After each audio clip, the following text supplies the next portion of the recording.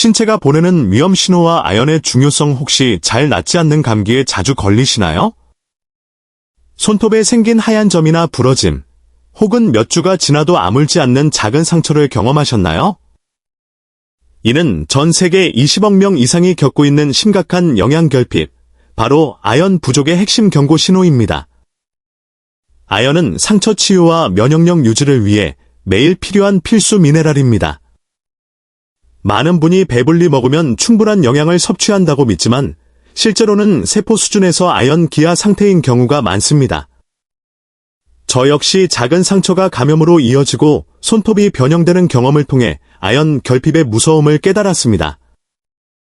오늘 영상에서는 이 문제를 해결하는 방법과 절대 피해야 할 아연, 풍부 음식을 알려드리겠습니다. 아연, 우리 몸을 고치는 현장 소장, 특히 50대 이후라면 아연의 역할을 반드시 이해해야 합니다.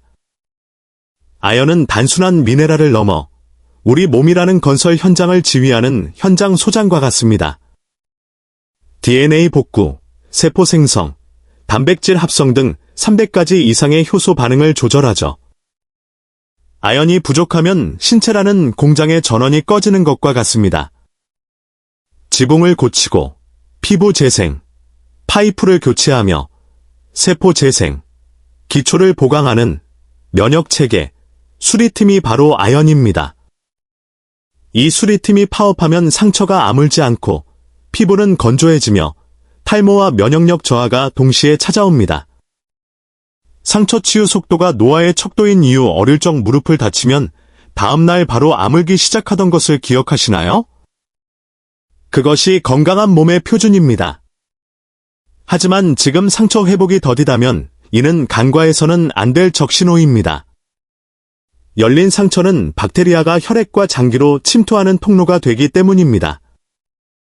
연구에 따르면 적절한 아연 섭취는 감기 지속 시간을 40%까지 단축합니다. 아연이 충분하면 피부는 촉촉해지고 감기에 걸려도 회복이 빠르며 손톱과 모발이 강화되어 활력이 넘치게 됩니다. 여러분은 아연 영양제를 드셔본 적이 있나요? 댓글로 경험을 공유해 주시면 맞춤형 조언에 큰 도움이 됩니다. 우리가 아연 결핍에 빠지는 5가지 이유 외 20억 명이나 되는 사람들이 자신도 모르게 결핍 상태에 놓일까요? 토양의 황폐화, 현대 농업의 과도한 경작으로 토양 속 미네랄이 고갈되었습니다. 50년 전보다 농작물의 아연 함량이 최대 70%까지 줄어들었습니다.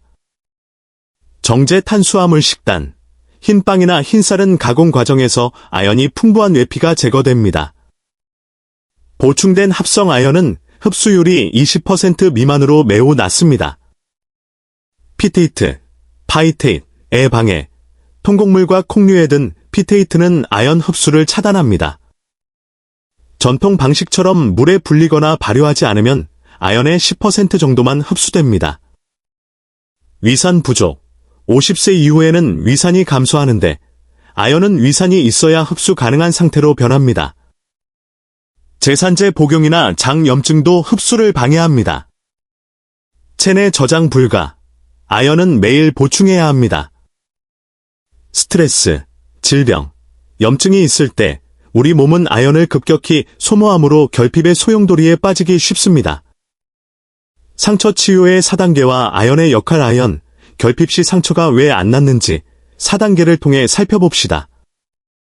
지혈 단계, 혈소판을 활성화해 피를 멈추게 합니다. 염증 단계, 면역세포가 박테리아를 제거하도록 돕습니다. 재건 단계, 피부 구조를 만드는 콜라겐 생성을 주도합니다. 성숙 단계, 흉터를 매끄럽게 하고 새 피부를 안정화합니다. 저의 손가락 상처가 낫지 않았던 이유도 바로 이 단계마다 아연이 부족했기 때문입니다. 이는 피부뿐만 아니라 위벽이나 폐 조직의 회복에도 똑같이 적용됩니다. 올바른 아연 영양제 선택법과 복용 주의사항. 약국에 가기 전 아연의 종류를 확인하세요. 매일 복용하기 가장 좋은 형태는 피콜리네이트, 시트레이트, 메트오닌입니다.